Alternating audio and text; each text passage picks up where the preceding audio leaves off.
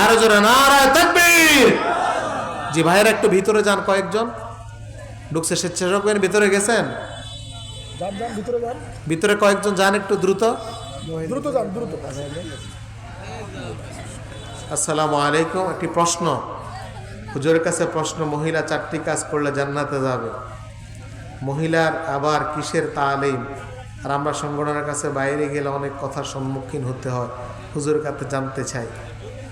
আমাদের দেশে, আপনাদের এই এলাকায় আমি যখন এই জায়গা মডার্নে নামলাম, পুরুষদেরকে দেখেছি, পুরুষ যা না দেখেছি, মহিলা কিন্তু কম দেখি নাই। এই দেশে মহিলারা বাজারে গেলে সমস্যা নাই, কিন্তু মহিলারা যদি ইসলামের দাওয়াত দেয় তখন ওইটা সমস্যা মনে করে। এরকম কিছু লোক আছে না নাই? আসলে তার ভিতরেই হলো ইসলাম বিদ্বেষী মনোভাব।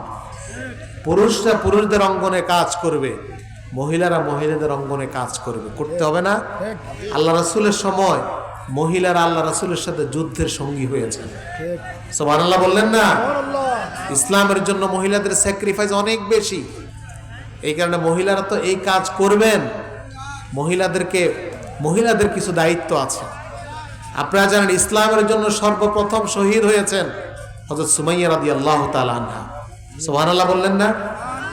আম্মার, ইয়াসির, সুমাইয়া রাদিয়াল্লাহু তাআলা বন্দী করা হলো এক ঘরের মধ্যে।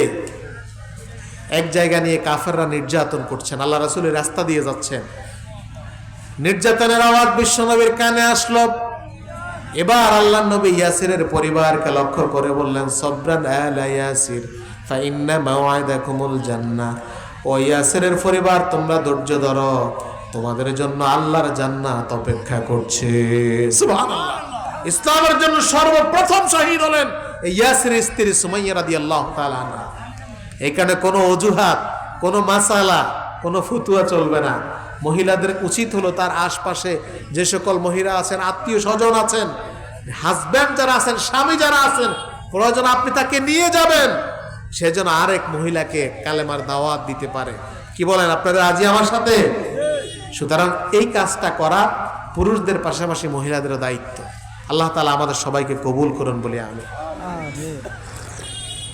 জি, আসসালামু আলাইকুম ওয়া রাহমাতুল্লাহ।